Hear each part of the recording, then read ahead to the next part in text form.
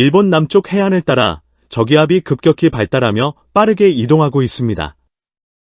이 저기압은 24시간 동안 기압이 24헥토파스칼 이상 낮아지는 폭탄 저기압으로 대기의 불안정을 초래하고 있습니다. 이로 인해 북쪽의 한기를 강하게 끌어내리면서 우리나라에는 북극 한기가 유입되고 한층 더 매서운 꽃샘추위가 찾아오고 있습니다. 특히 이번에는 우리나라의 극지역까지 영향을 받아 강한 한파가 지속될 것으로 예상됩니다. 또한 많은 눈이 내릴 가능성이 커지고 있으며 이에 따라 기상청은 각 지역에 대한 특보를 발표했습니다. 현재 3월 17일 월요일 오전 6시를 기준으로 강원도와 경북 북부를 중심으로 대설주의보와 대설경보가 발효되었습니다. 대설주의보는 24시간 동안 신적설 5cm 이상, 대설경보는 24시간 동안 신적설 20cm 이상이 예상될 때 발표됩니다. 특히 강원도 산지에는 이미 많은 양의 눈이 쌓여 있는 상태에서 또다시 큰 폭설이 내릴 것으로 보입니다. 이와 함께 매우 강한 바람이 불고 있으며 남부 해안과 제주도에는 강풍주의보가 내려졌습니다.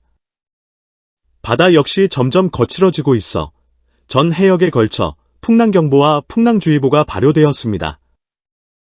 3월 17일 월요일 정오 현재 일본 홋카이도 동쪽에는 매우 발달한 저기압이 자리 잡고 있습니다. 이 저기압은 제주도 남쪽 먼바다에서 발생한 후 일본 남쪽 해안을 따라 이동해 온 것으로 확인됩니다. 중심기압을 살펴보면 971헥토파스칼로 측정되었으며 태풍급의 강풍과 폭우, 폭설이 몰아치고 있습니다. 한편 일부 지역에서는 등압선이 휘어진 모습이 관찰되고 있으며 희미하지만 반시계 방향의 소용돌이도 보입니다. 현재 일기도에는 나타나지 않았으나 겨울의 태풍이라 불리는 극저기압, 폴라로우, 이 발달하고 있는 것으로 분석됩니다. 극저기압, 즉 폴라로우는 한기 내에서 발생하는 저기압으로 한겨울의 태풍 또는 한겨울의 작은 악마라 불릴 정도로 위력이 강력합니다. 이는 한렌 저기압의 일종으로 강한 북극 한기가 해상을 통과할 때 형성됩니다. 온대 저기압과 비교하면 규모는 작지만 눈구름을 동반한 강력한 소용돌이를 만들어 악천후를 유발합니다.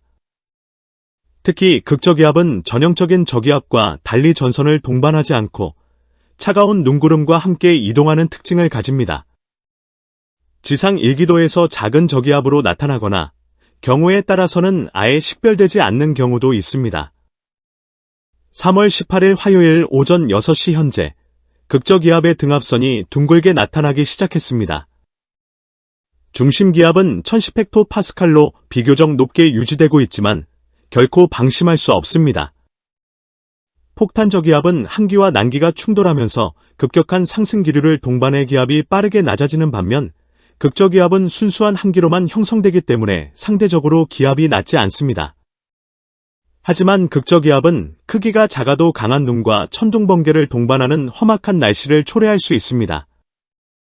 앞으로도 기상 변화에 대한 철저한 대비가 필요하며 기상청의 발표에 주의를 기울여야겠습니다. 극저기압은 한겨울의 태풍이라 불립니다. 태풍과 마찬가지로 강한 바람과 폭설을 동반하며 기압이 급격히 낮아지는 특징이 있습니다. 그런데 지금은 한겨울도 아닌데 극저기압이 나타났습니다. 이는 한겨울의 강한 한기가 우리나라까지 내려왔다는 것을 의미합니다. 일반적으로 극저기압은 북극 부근에 차가운 공기가 남하할 때 형성됩니다. 따라서 이번 사례는 한겨울에만 나타나야 할 강한 한기가 이례적으로 남쪽으로 내려왔음을 보여줍니다. 현재 500헥토파스칼, 즉 대략 5,500m 상공의 기온을 살펴보겠습니다. 기압골의 형태를 보면 등온선이 남쪽으로 깊게 내려와 있습니다. 이는 상층 기압골, 즉 트라프, 트로프의 전형적인 특징입니다. 트라프는 가늘고 긴 계곡을 뜻하는데 이 계곡을 따라 북극 한기가 밀려 내려오게 됩니다. 이번에도 트라프를 따라 강한 한기가 한반도로 내려오면서 지상에는 극저기압이 형성되었습니다. 보통 트라프가 남쪽으로 깊이 내려올수록 한기의 강도는 더욱 강해집니다. 현재 극저기압이 위치한 곳의 상공에는 매우 강한 한기에 핵이 자리 잡고 있습니다. 이 핵의 중심 온도는 무려 마이너스 41도에 달합니다. 이는 한겨울에나 볼 수 있는 극한의 한기로 남부지방에는 마이너스 35도, 남해안에도 마이너스 31도까지 내려가 있습니다. 이러한 강력한 한기가 상층에 존재하면 대기의 흐름이 불안정해지고 강한 기상현상이 발생할 가능성이 높아집니다. 특히 이러한 한기는 대량의 수증기를 포함한 공기와 만나면 폭설을 유발할 가능성이 큽니다. 이번처럼 한기가 남쪽으로 크게 내려왔을 때는 한반도 전역에 영향을 미칠 가능성이 있으며 이에 따라 폭설과 강풍이 동반될 가능성이 큽니다. 이렇게 강한 한기가 상공에 자리 잡고 있으면 찬 공기는 아래로 내려가려 하고 따뜻한 공기는 위로 상승하려는 성질을 띠게 됩니다. 이로 인해 대기가 극도로 불안정해집니다. 일반적으로 상공 5,500m와 지상의 기온 차이가 40도 이상 벌어지면 공기는 강제 상승하게 됩니다. 현재 서해의 해수 온도는 약 10도인데 여기에 마이너스 40도의 강한 한기가 유입되면서 기온차가 무려 50도까지 벌어졌습니다. 이는 공기를 더욱 강하게 상승시키고 상승 기류가 더욱 강해지는 결과를 초래합니다. 상승 기류가 강해질수록 지상의 기압이 더욱 낮아지고 결국 저기압, 그리고 극저기압이 형성됩니다. 이번 극저기압의 특징은 상공의 한기 중심과 지상의 저기압 위치가 거의 일치한다는 점입니다. 이는 마치 아궁이 바로 위에 연통이 달려있는 구조와 유사합니다. 일반적으로 연통이 아궁이와 일직선으로 연결되면 연소 효율이 극대화되고 화력이 강해지듯이 이번 극저기압도 이러한 구조를 형성하면서 강력한 영향을 미치고 있습니다. 이러한 형태의 극저기압은 태풍과 유사한 구조를 가지며 빠르게 발달하여 강풍과 폭설을 동반할 가능성이 큽니다.